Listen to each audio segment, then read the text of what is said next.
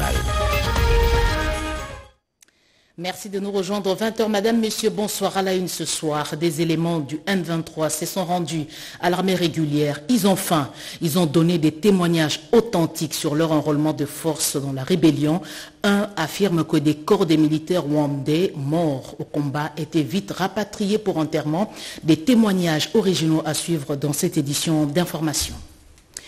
Procès des sujets indiens à Kinshasa, 29 accusés de blanchiment des capitaux et financement du terrorisme. L'instruction s'est tenue à la cour militaire de Ndolo. La CEC a présenté ses moyens de défense aujourd'hui. Comptabilité macabre, 600 morts depuis le début de cette année sur le fleuve Congo pour cause de naufrage.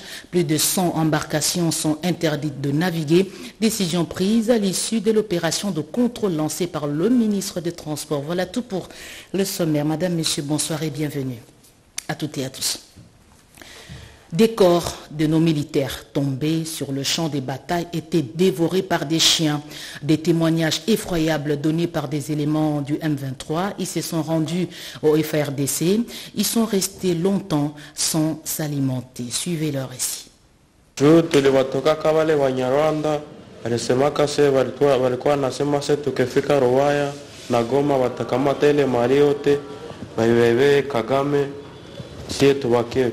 Ase tukiona genzi tuko M23 genzi tuko watumwa yabo ndio tukitoka vile. Tulikamata zile masira za FARDC zilikuwa hazia na zile machuma za ndani za kupiga malisasi. Sasa wanatutia mbele wale Banyarwanda wanaona genzi tuko napiga wanatucheka. Yanga bandu mushumba wenga. Moi j'étais berger de vaches lorsque les rebelles du M23 m'avaient trouvé pour m'enrôler des forces dans la rébellion. Le M23 m'avait pris des forces, là où j'étais à Misha, et depuis ce jour-là, je n'ai plus revu ma famille. Dans cette guerre à laquelle nous avons participé ici au Congo, les corps des militaires rwandais qui mouraient au front étaient rapatriés pour enterrement au Rwanda. Mais ceux de nos frères congolais avec qui nous étions dans les M23 étaient abandonnés pour être mangés par des chiens dans la forêt. C'est lorsque j'ai vu que la situation devenait insupportable dans la rébellion que je me suis rendu au FARDC. Toroka ku M23 nikajirandre ku FARDC parce que nilikuwa natatizwa na bashefu yangu. Huko walikuwa wananitatiza kunipika kukula hatukulake, nikaona mimi ile maisha sitaiweza, nikatoka huko. Hatukukuwa nalipiwa, ila tu walikuwa natumoralize ke tutalipiwa tukisha kamata Goma na minere ya Rubaya. Moi, Nkurunziza Juvenal, je sensibilise les militaires du Rwanda à ne pas sacrifier leur vie pour les intérêts personnels de Kagame. Ça ne sert à rien. Ils demandent aux militaires rwandais de venir piller la richesse du Congo, les minerais, avec la couverture de venir protéger les Tutsis qui seraient marginalisés en RDC. Cela n'est que mensonge, car le pillage des minerais est la vraie raison de cette guerre. Le rapport de la Banque mondiale sur l'élimination de la pauvreté est celui de la conférence des Nations Unies sur le commerce et le développement. Ce rapport était sur la table du Premier ministre aujourd'hui. Un document passé au peigne fin au cours de la réunion du comité de conjoncture présidé par Jean-Michel Samaloukonde. Des reportages de Janine Kalenga, Julien Piana. La réunion de conjoncture économique de ce mercredi 1er novembre 2023, présidée par le Premier ministre Jean-Michel Samaloukonde Kyenge, a passé en revue, comme à l'accoutumée, la situation économique tant au niveau national qu'international. Se référant aux recommandations du récent rapport de la Banque mondiale sur la pauvreté et celui de la conférence des Nations Unies sur le commerce et le développement, le Premier ministre Jean-Michel Samaloukonde engage les gouvernements congolais à renforcer les actions dans les secteurs sociaux. Le ministre d'État en charge du budget, Aimé Boj-Sangara, fait le compte rendu de cette réunion. Le rapport révèle qu'à l'horizon 2030, on ne va pas atteindre cet objectif de développement durable dans la mesure où il y aura à peu près 600 millions de personnes qui vont continuer à vivre dans des conditions d'extrême pauvreté. Cette situation fait suite au choc qu'a connu l'économie mondiale entre la période de 2020 à 2022.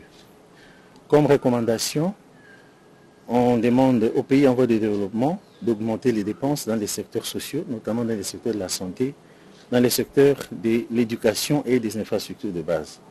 Le deuxième rapport a été produit par le CNUSED. Le CNUSED recommande aux pays en voie de développement de fournir des efforts vers la diversification de leurs économies en priorisant les secteurs à fort potentiel. Au niveau national, le comité de conjoncture économique se penchait sur l'adoption par l'Assemblée nationale du projet de loi des finances pour l'exercice 2024. Un projet de loi de finances qui a été présenté en équilibre et en recette avec des prévisions à hauteur de 40 500 milliards de francs congolais et ceci représente une augmentation de 24% comparativement au budget de l'exercice en cours. Ce projet de loi est en cours d'examen au niveau du Sénat. En ce qui concerne les indicateurs macroéconomiques, pour ce qui est de l'inflation, l'on note une légère accélération du rythme de formation de prix comparativement à la semaine d'avant. Mais je tiens à rassurer l'opinion que le gouvernement poursuit l'exécution des mesures qui ont été adoptées pour la maîtrise de l'inflation dans notre pays. Il faut signaler que le comité de conjoncture économique de ce mercredi, présidé par le chef du gouvernement congolais Sama Lukonde, a convié le ministre des Hydrocarbures à cette rencontre pour échanger autour de la question de l'approvisionnement et de la distribution de produits pétroliers. Des mesures ont été par ailleurs proposées pour qu'il n'y ait pas pénurie afin que le secteur des hydrocarbures ne puisse pas souffrir d'une quelconque. Notre pays est sous une menace sérieuse, incarnée par le M23 agissant sous coupe rwandaise pour piller nos richesses, sont là les mots du vice-ministre de la Défense nationale en train de sensibiliser des partenaires serbes, Nicole Seseploka.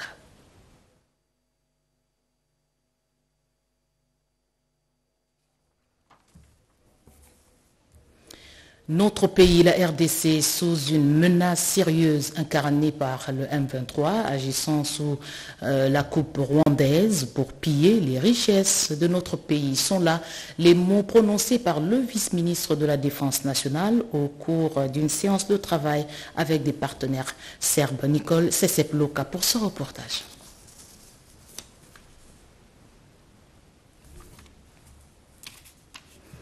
Avant de retrouver le cours de ce journal, d'abord cette information en perspective de l'ouverture de son guichet. Le cadastre minier Camille informe le public que les travaux d'assainissement du fichier cadastral et la carte de retombées minières se poursuivent. À cette occasion, le Camille rappelle aux titulaires des droits miniers et ou de carrière les obligations qui leur incombent quant au maintien de la validité de leurs droits conformément au prescrit de l'article 196 du Code minier. Pour rappel, il s'agit de commencer les travaux dans les délais légaux, payer les 100% de droits superficiels annuels à proportion de 50% pour le Trésor public via la DGRAD. Respecter les engagements vis-à-vis des obligations sociétaires pour les droits d'exploitation. Il va sans dire que ces obligations sont cumulatives. Par conséquent, le non-respect de l'une de ces mesures seulement entraînerait la déchéance du titulaire des dits droits. Une dépêche de Lucie Lavi Chisenda. Nous revenons dans le cours de cette édition d'information pour parler de cette rencontre que le vice-ministre de la Défense nationale a eue avec des partenaires serbes. Dans ses propos, ce membre du gouvernement a dénoncé justement ce que fait l'armée rwandaise aux côtés du mouvement M23. Nicole Seseploka. La signature de cet accord de coopération en matière de défense est une manière de concrétiser le partenariat entre la République démocratique du Congo et la République de Serbie. Au nom du vice-premier ministre, ministre de la Défense nationale et des anciens combattants, Jean-Pierre Bemba Gombo, retenu pour d'autres raisons d'État, le vice-ministre Sami Adubango Auto a à cette occasion sensibilisé les partenaires serbes sur la situation actuelle dans l'est de la République démocratique du Congo. Notre pays est confronté à une menace sérieuse incarné par les terroristes du M23 agissant sous le parrainage des forces de défense rwandaises de M. Paul Kagame. Celui-ci semble persister dans un triste schéma consistant à exploiter les richesses de notre nation de manière illicite au profit du Rwanda. Tout cela est le résultat des prétextes rusés avancés par M. Kagame prétendant qu'il poursuit les génocidaires FDLR et rwandais sur notre sol congolais. Pour le ministre serbe de la Défense, Nemanja Starović, par cet accord de coopération en matière de défense, la République démocratique du Congo et la Serbie viennent ainsi d'élever à un niveau supérieur les relations traditionnelles entre les deux pays. L'opérationnalisation et la mise en œuvre des dispositions de cet accord de coopération constituent une tâche encore plus importante, a déclaré le ministre serbe de la Défense. Les responsables des armées de l'Afrique du Sud, de la Tanzanie et le Malawi se sont retrouvés autour du chef d'état-major général des FRDC à Kinshasa. Le général Christian Chiwewe a circonscrit le cadre de la rencontre des ministres de la Défense. Cette rencontre s'est tenue aujourd'hui à Kinshasa également.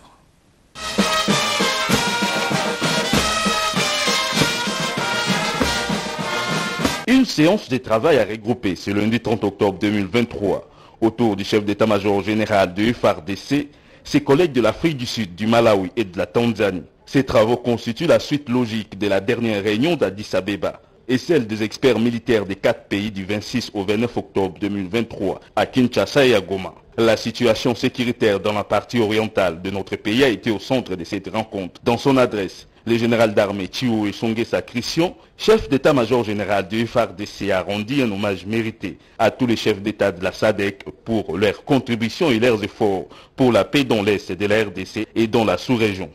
À Monsieur le Président de la République démocratique du Congo, son Excellence Félix Antoine Tshisekedi Tshilombo, pour leur volonté manifeste de contribuer une fois de plus aux efforts de rétablissement de la paix et de la sécurité dans la sous-région et plus particulièrement en République démocratique du Congo, où sa partie Est fait face à l'agression de l'armée rwandaise sous couvert des terroristes du... Je l'ai dit à l'entame de ce journal, accusés de blanchiment de capitaux et financement du terrorisme, 29 sujets indiens sont jugés devant la cour militaire de Ndolo. Les préposés de l'État défilent pour présenter leurs moyens de défense. Edith Chala. Dans l'affaire opposant le ministère public à 29 prévenus poursuivis pour blanchiment de capitaux et financement du terrorisme, les préposés de l'État sont à la barre. À l'audience de ce mercredi, Mwepukatom Pekles, directeur provincial du Centre d'expertise, d'évaluation et de certification des substances minérales précieuses et semi-précieuses, CEC, tente d'expliquer son innocence. Le prévenu se montrant intraitable a laissé entrevoir des failles dans sa défense face à la maïeutique du lieutenant-colonel Mampasinanga Antoine, président de la composition. L'auditeur supérieur, ministère public colonel Limbaya, n'a évoqué que des questions sur la fraude minière pour secouer le prévenu. Préposé de l'État chargé de produire des statistiques, 34 kilos d'or pour toute l'année 2022 contre 3 tonnes. Au premier semestre 2023, la pilule a du mal à passer. Le deuxième prévenu, le colonel Boujmourula, chef de poste de surveillance des frontières à Bukavu, est poursuivi pour les mêmes motifs, aide, assistance et facilité à la sortie illicite de l'or par les tenanciers de comptoir. Comme son co-détenu, il les rejette tout en bloc. Pour le colonel Limbaya qui répondait à la question des avocats du prévenu, la lettre du commandement suffit pour mettre l'action publique en mouvement. Avant de suspendre la séance, le président de la composition a rendu un jugement avant dire droit, rejetant la demande de liberté provisoire introduite par le collectif de 3 prévenus. Pour gravité de l'accusation et le risque de se soustraire à la justice.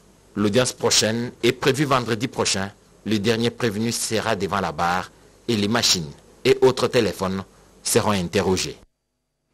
Ils sont libres, les adeptes de Bundu Diamayala, et ont bénéficié de la suspension des arrêts suite à l'ordonnance prise par le chef de l'État. Tous ces adeptes sont libres. En image, la cérémonie de leur relaxation.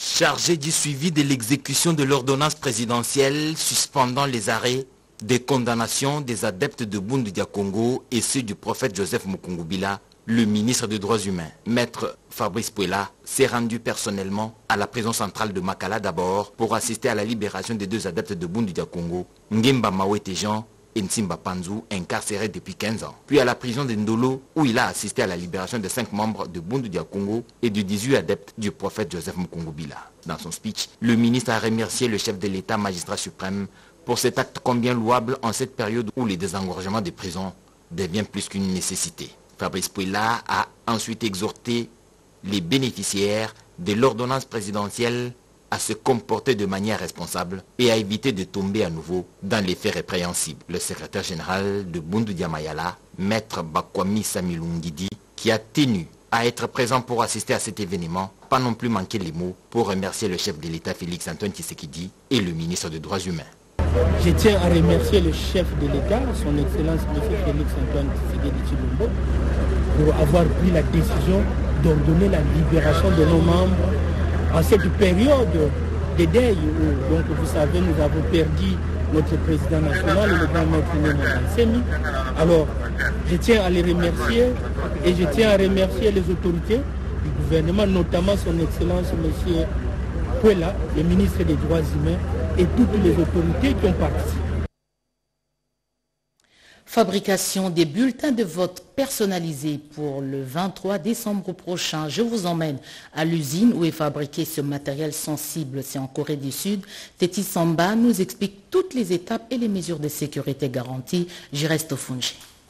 Sur place à l'usine de Mero System, à Séoul en Corée du Sud, où ces matériels sont fabriqués, c'est déjà la dernière étape de production des bulletins de vote personnalisés. La délégation de la Commission électorale nationale indépendante en mission en Corée du Sud, conduite par le directeur Jean-Baptiste Isipo, a suivi toute la procédure de fabrication de ces bulletins de vote personnalisés qui se fait en 3 grandes étapes, à savoir la zone de l'impression avec le QR code par circonscription électorale, la zone de vérification et et enfin le conditionnement avant la palettisation, le filmage et le transfert dans une zone tampon avant l'embarquement pour l'aéroport international des Chiang de la direction logistique de la CENI. L'équipe managériale dirigée par le président de la CENI, Denis Kadima Kazadi, qui suit de près l'évolution de la production de ces matériels sensibles, insiste sur le caractère personnalisé de bulletins de vote par circonscription électorale. Autre travail pas moindre qui se fait à l'usine Mero System, c'est le conditionnement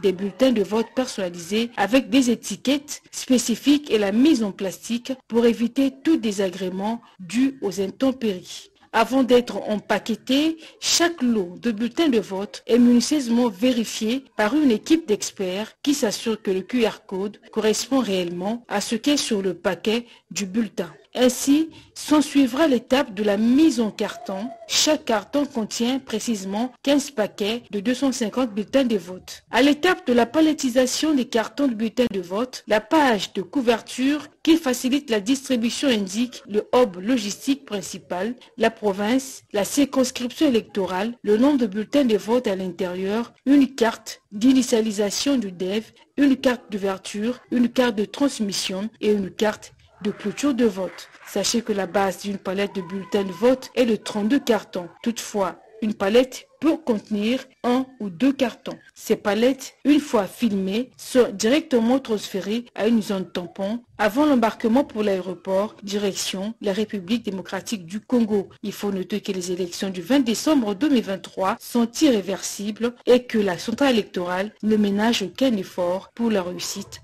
des scrutins. Insécurité grandissante à Kinshasa, les bourgmestres des 24 communes ont porté le dossier au bureau de l'Assemblée nationale. Ils ont également, au cours de l'échange avec Christophe Mbosso, président de la Chambre basse du Parlement, présenté des doléances liées au retard accumulé sur leur traitement. Sylvie Mouembo.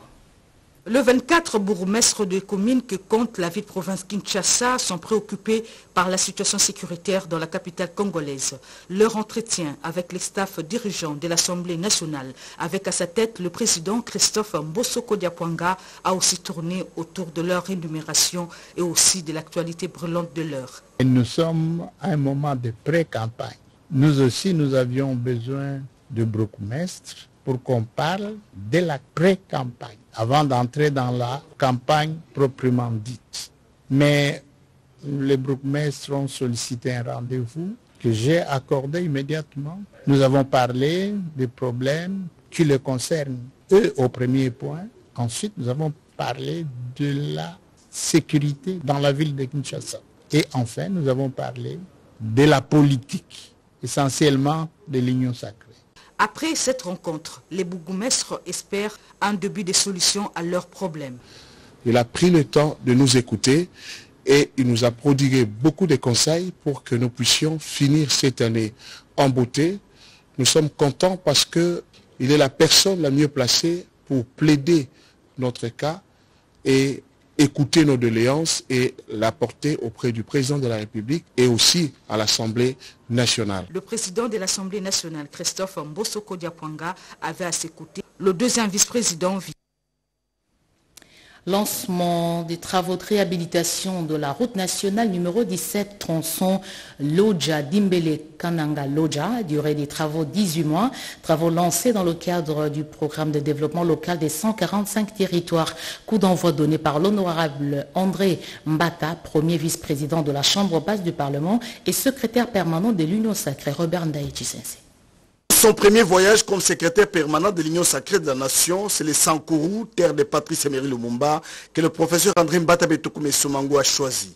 Tout un symbole. La chaleur humaine et l'ambiance de Lodja, c'est tout un message. Dans le cœur du Sankourois, c'est Félix Antoine Tshisekedi Tshilombo. Tous les partis membres de l'Union sacrée de la Nation ont tous répondu à l'appel pour réserver un accueil chaleureux de grand jour au professeur André Mbata Betokoumé Somango qui foule pour la première fois la terre de Patrice Emery Lumumba comme secrétaire permanent. À Lodja, le premier vice-président de l'Assemblée nationale et secrétaire permanent de l'Union sacrée de la Nation est venu lancer des travaux de réhabilitation de la route nationale RN numéro 17 dans son tronçon Lodja-Dibele-Kananga-Lodja. Ces travaux qui s'inscrivent dans le cadre du programme de développement de 145 territoires pour la durée de 18 mois avec le financement du trésor public ont été lancés par les gouverneurs Gilles Lodi et Bongo. Le coût global est de 14 millions de dollars américains et seront exécutés par l'entreprise Aeris Africa. L'office des routes étant maître d'ouvrage. L'émissaire de Félix Antoine Tshisekedi Tshilombo, le professeur André Mbata Betokoumessou, a eu droit à un accueil chaleureux fédérateur. Il s'est fait accompagner de deux leaders du Sankourou, Lambert Mendeo Malanga et Jean-Charles Okotolola Kombe. Le message est clair, prêcher l'unité des fils et filles du Sankourou. Le Sankourou, c'est le symbole même du nationalisme et de l'union sacrée que nous célébrons. Et j'ai tenu donc à transmettre ce message-là. Et également, le remerciement du président de la République, Félix Antoine Tshisekedi Tshilombo, haute autorité politique de l'Union sacrée de la Nation, à la population de Sankourou. Le secrétaire permanent de l'Union sacrée de la Nation a, au nom du président de la République, annoncé pour bientôt les travaux de construction de l'aéroport de Lodja. C'est la toute première fois depuis 60 qu'on peut arriver à réhabiliter cette route-là. La chaleur humaine et l'ambiance de Lodja, c'est tout un message. Dans le cœur du Sankourois, c'est Félix Antoine Tshisekedi Tshilombo. En RDC, 22 journalistes sont assassinés dans l'exercice de leur métier, dont Franck Ngike. Une requête est adressée au gouvernement pour les élever au rang des martyrs de la liberté de la presse. Explication Gaëtan Magalano. Ces photos représentent 22 journalistes assassinés dans l'exercice de leur métier, ici en République démocratique du Congo. Ce mercredi, un plaidoyer est adressé au ministre de la Communication et des Médias et son collègue de droits humains pour élever ces journalistes au rang de martyrs de la liberté de la presse. C'est avec une grande émotion que je me tiens debout de cette tribune pour porter la voix des familles martyres depuis près de 30 ans par la disparition tragique et brutale de leurs pères, fils, parents, amis, collègues. Avant de remettre l'argumentaire, la présidente et fondatrice de l'association congolaise de femmes journalistes de la presse écrite a dit tout haut sa détermination, qui rime avec celle de tous les autres chevaliers de la plume, de rendre immortel dans la mémoire ces combattants de la liberté de la presse. Le ministre de la Communication et Médias, porte-parole du gouvernement et de droits humains ont accueilli à bras ouverts ces plaidoyers et promettent de s'impliquer pour une suite paisible au moment convenu. Nous, comme ministère de la Communication et des Médias, nous recevons donc ces plaidoyers de Madame Grace, non pas seulement parce qu'il faut le recevoir, mais parce que comme vous, nous sommes engagés pour la manifestation de la vérité, ou tout au moins pour nous assurer que la mémoire de vos parents et autres confrères et proches disparus soit toujours parmi nous. Ces groupes de plaidoyers nommés Justice aux journalistes martyrs de la liberté de la presse visent également l'érection d'une stèle qui sera érigée en mémoire collective de ces vaillants héros dans une place de la capitale dénommée Place de la liberté de la presse. Rideau sur la table ronde des bailleurs de fonds autour du plan national de renforcement des capacités.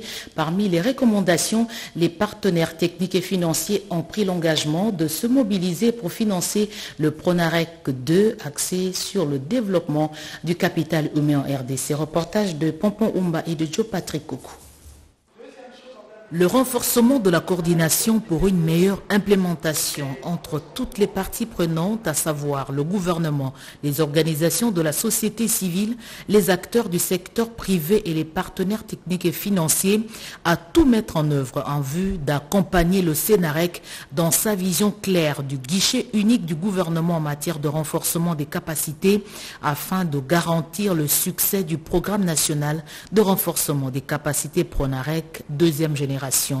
Voici l'une des recommandations de la table ronde des bailleurs de fonds autour du programme national de renforcement des capacités. Cette table ronde sur le Pronarec 2 a été, à mon sens, une illustration de l'engagement profond et durable de toutes les parties prenantes ici représentées en faveur du développement de notre pays, en passant par le développement du capital humain.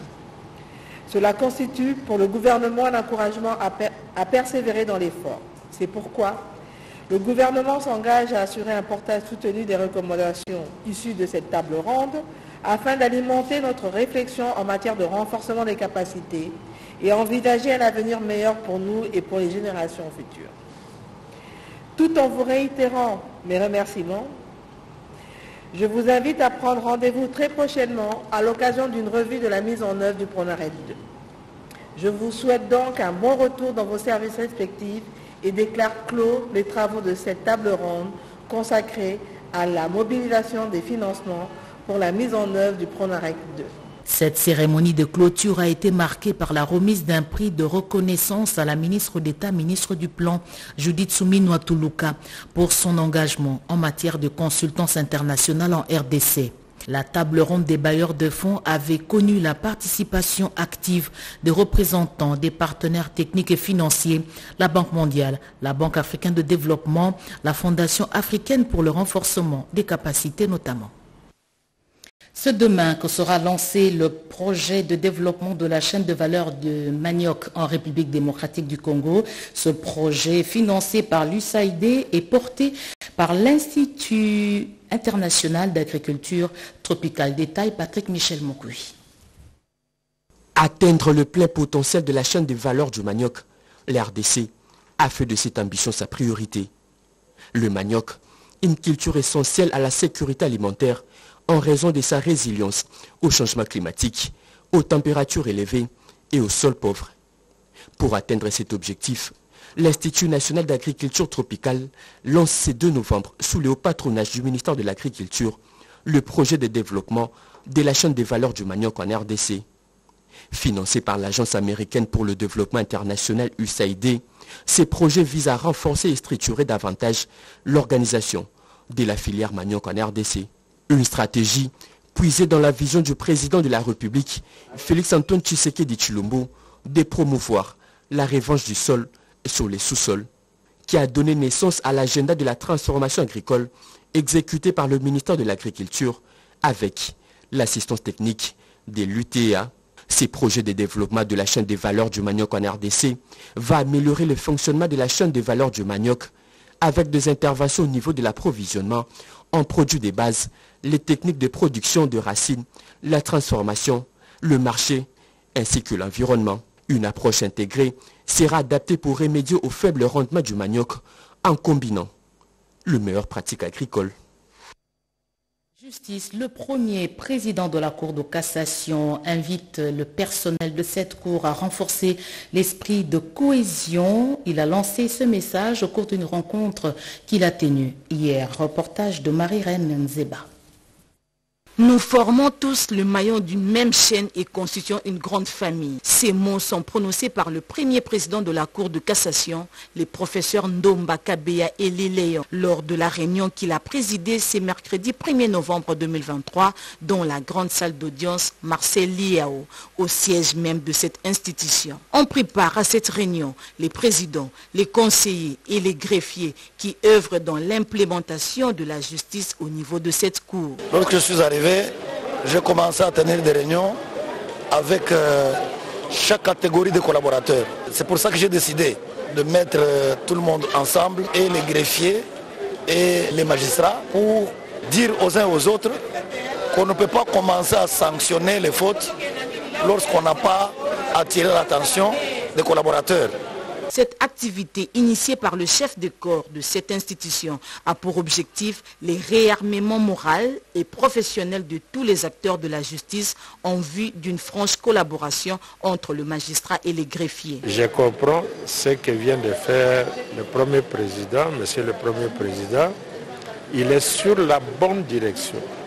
Et c'est ce qu'il faut faire pour redonner une nouvelle image à la Cour de cassation. Nous avons pris quelque chose que le premier nous a impliqué dans notre service. Comment nous allons traiter nos dossiers en beau père de famille. Nous ne voyons pas des personnes, nous voyons uniquement les dossiers. Parce que ça concerne les vies des gens. Tout de même, c'est de cette franche collaboration que dépend le bon fonctionnement de la Cour de cassation. Snellbox et Snell et moi, deux produits pour une utilisation rationnelle de l'énergie électrique. Les abonnés payent ce qu'ils consomment. Le staff dirigeant de la Snell SA et les membres de la commission aménagement du territoire, infrastructure et nouvelles technologies ont reçu des informations sur ce mécanisme. La suite avec Edith Chala et Yvette Makuntima. C'est un projet pilote, Snellbox et Snell et moi.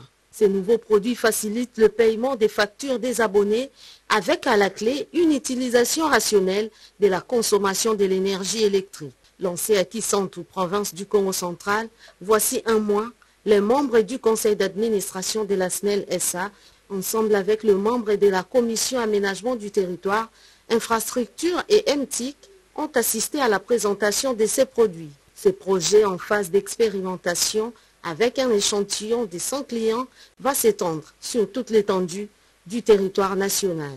Les résultats sont jusque-là positifs. Le chef de l'État, lors d'un conseil des ministres, avait instruit à la SNEL et à la Régie des eaux de digitaliser son système de paiement et même son système de gestion de consommation.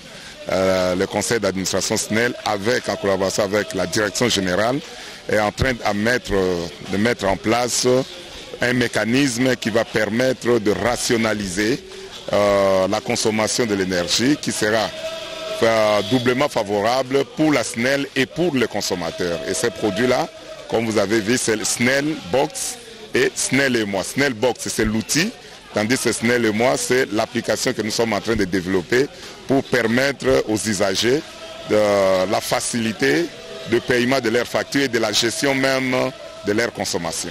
À la centrale hydroélectrique de Sanga, la visite a débuté au barrage situé sur la rivière Inkisi en passant par la centrale hydroélectrique où le directeur général Fabrice Lucinde Walusangi Kabemba a donné quelques explications liées au fonctionnement de cet outil de production de l'énergie électrique. Pour manque des titres requis, plus de 100 baleinières sont interdites de prendre le fleuve. C'est le résultat de l'opération d'identification des embarcations lancée par Marc Ekila, ministre des Transports. L'inconscience et le non-respect de normes sécuritaires par les armateurs occasionnent beaucoup d'accidents mortels sur la voie fluviale. Les embarcations en bois, communément appelées baleinières, sont souvent surchargées. Environ 600 personnes sont mortes depuis le début de l'année 2023. Les naufrages à répétition sur le fleuve Congo poussent l'autorité politico-administrative à prendre des mesures drastiques afin d'arrêter l'hémorragie. Marc Ekilali Kombo, ministre des Transports, Voies des Communications et des Enclavements, a lancé l'opération de sensibilisation et identification de toutes les unités flottantes. Une centaine d'embarcations non en règle ont été interdites de naviguer sur le fleuve Congo. Marc Ekilali Kombo a présenté au chevalier de la plume et du micro les conclusions à mi-parcours au cours d'un point de presse. Nous avons interdit ces embarcations en bois, comme je l'ai dit. C'est parce que tout simplement, ils n'ont pas de titre requis. Dès lors qu'ils vont régulariser les stations, ils vont reprendre leur... Mais dans les conditions que nous fixons, ils ne doivent pas quitter le quai la nuit. Ils doivent avoir le fait de positionnement. Ils doivent respecter la charge requise ou le tonnage réservé au bateau. Nous avons rappelé les conditions de doter ces bateaux-là de gilets de sauvetage. Bon, il faut en parler parce que nous sommes dans la navigation. Il ne s'agit pas d'un acharnement contre les embarcations en bois, mais plutôt d'une action pédagogique pour remettre de l'ordre et crédibiliser les secteurs. Le ministre des Transports tient à serrer la vis, conformément à la vision du chef de l'État, Félix Antoine Tshisekedi Tshilombo, celle d'éviter les naufrages récurrents. On termine par ces images venues d'Espagne où soutient la conférence internationale socialiste Europe, Afrique et Asie. L'UDPS, parti présidentiel, prend part à cette rencontre. Alain Bikaï. Arrivé à Madrid, la capitale espagnole, pour prendre part à la réunion des vice-présidents de l'Internationale socialiste de l'Europe, Afrique, Amérique du Sud et Asie, le secrétaire général de l'UDPS et vice-président de cette organisation politique internationale, Zone Afrique, a eu des entretiens avec plusieurs personnalités du monde politique. La première personnalité à échanger avec lui, c'était le premier ministre espagnol, Pedro Sánchez, président de l'Internationale socialiste et président en exercice de l'Union européenne. Accompagné de la vice-présidente de la Commission de l'Union africaine, des représentants du Cameroun et de l'Angola, Augustin Kabouyaé et Pedro Sánchez, ont évoqué toutes les questions liées au fonctionnement de leur organisation. Dans sa casquette du président de l'Union européenne, Pedro Sánchez a eu un tête-à-tête à huis clos avec le numéro 1 de l'UDPS. Selon certaines indiscrétions, le premier ministre espagnol a voulu s'imprégner de la situation politique et sécurité de la RDC. Après ces entrevues, le ministère politique de Félix Antoine Tshisekedi et sa délégation se sont rendus au Sénat espagnol où ils ont été reçus par le président du groupe parlementaire socialiste des affaires étrangères. Ensemble, ils ont passé en revue les sujets brûlants de l'ère en Afrique. Ici aussi, le secrétaire général de l'UDPS n'a pas loupé l'occasion pour présenter les enjeux politiques de son pays et les avancées significatives réalisées par Félix Antoine Tshisekedi Tshilombo en matière de la démocratie ainsi que des droits de l'homme. Cette année, le pays va organiser les élections transparentes et démocratiques, a rassuré Augustin Kabouya à ses interlocuteurs. C'est ce jeudi 2 novembre que le vice-président de l'Internationale socialiste va regagner la capitale par l'aéroport international d'Ndjili. France Journal retrouvé à 23h pour une nouvelle édition Anita Luamba. Demain 20h sur Actualité, Sandra Nianguitabou. Bonne soirée à toutes et à tous.